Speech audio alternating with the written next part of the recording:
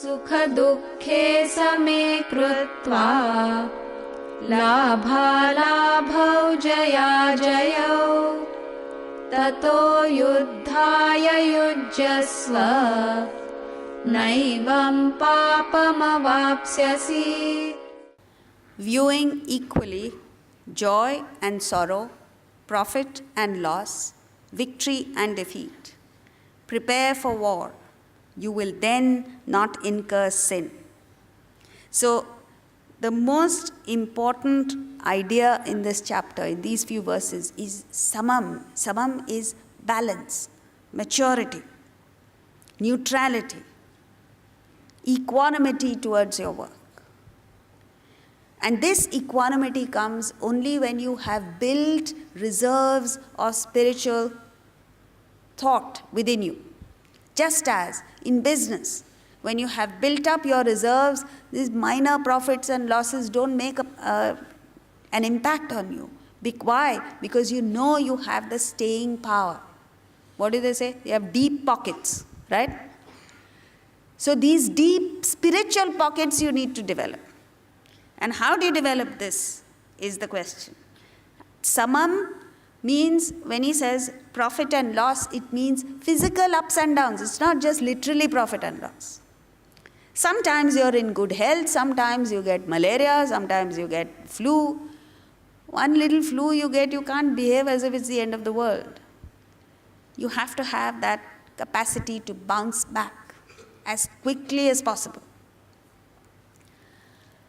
Emotional, joy and sorrow is part and parcel of life. Intellectual, victory and defeat, not just in war, in anything. You do an exam, you might do well sometimes, you might not do well sometimes. It's okay. You go to an amusement park and sit on a roller coaster ride and scream away. Why? What is the enjoyment in it? You go through the ups and downs of the roller coaster, and it's the ups and downs. The greater the ups and downs, the greater is the enjoyment you get.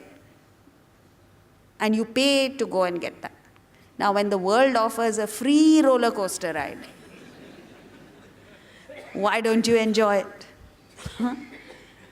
So there are times when good things happen to you, enjoy it. But understand that very soon something negative is going to happen. Especially with moody people around you. If you happen to have a moody person in your family, thank your stars, because it's that person who will get your spiritual level up. So one day she'll wake up and say, "Hi, how are you? Let's go on a picnic, let's go out, this, that, and the other." The higher the mood is, you know, the next day, the lower it'll go. So what do? You ride along. But be prepared for the dump to come. Next day she'll wake up and say, "What do you mean by blah, blah, blah?" You understand, this is life's roller coaster.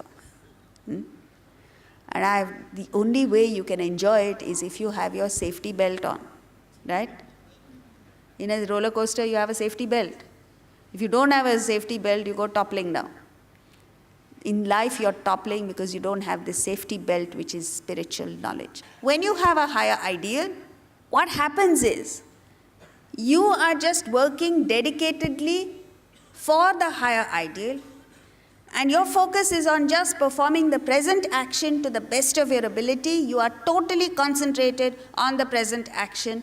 So you're free from the anxiety for the fruit. It's not that you don't want the fruit. You're free from anxiety for the fruit. While you're performing the present action, the mind is concentrating 100% on the present. The mind doesn't meander to the unproductive channels of the past worry, future, anxiety for the fruit. And it's only then when you find joy in action. This is very important. Most of us find joy escaping from action, right? That's why when the calendar comes out every year in January, the first thing you look for is, which are the long weekends? Everybody knows that. Pit pat, they tell you which are the long weekends. Which means what? You find joy in escaping from work. That's a tragedy, because most part of the year you are working. If you can't find joy in activity, you will never find joy in escaping from activity. Take a look at nature. A peacock dances. The peacock never looks for appreciation. No peacock looks for a Padma Bhushan. There's no lobbying for it either.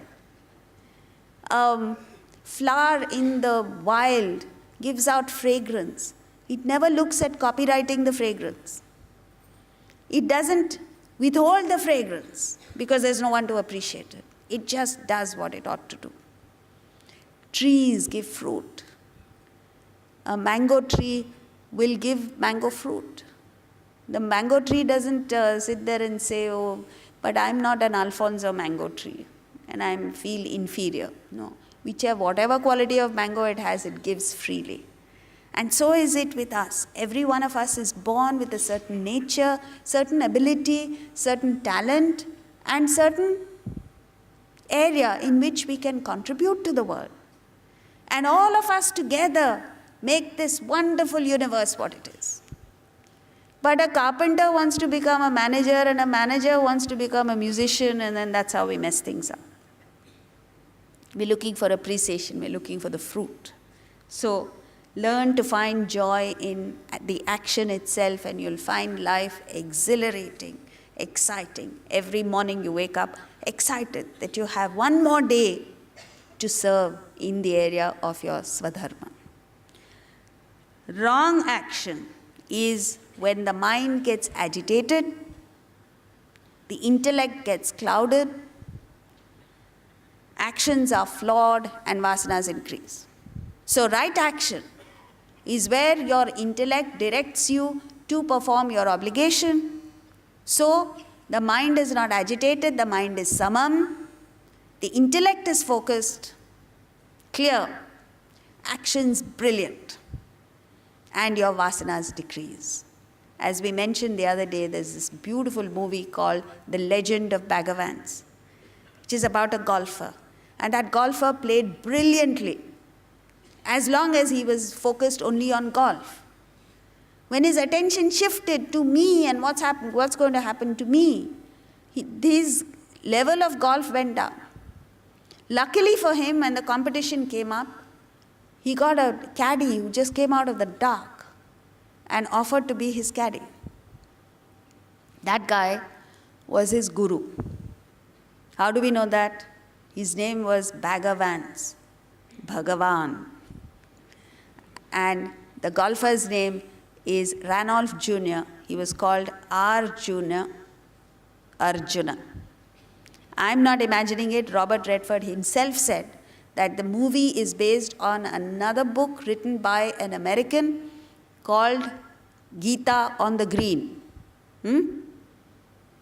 So if you think Bhagavad Gita is not fashionable, look at Robert Redford.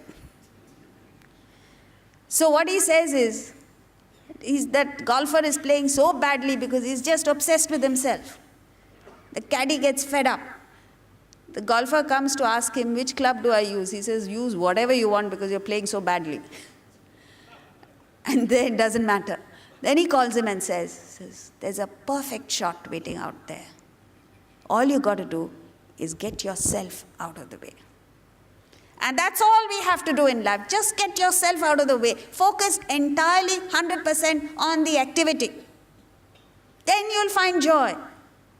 It doesn't matter whether the activity is proper or improper or good or bad. That's what a child does, an infant. It just focuses 100% on the present. That's why the child is so full of joy and cheer and happiness that it spreads this joy everywhere. Not just to people in the home. Outside the home, the neighbors, the watchmen, the servants, everybody is exhilarated because the child is focusing on just the present moment. This will be your state. That's why as man of realization is referred to as Balavat.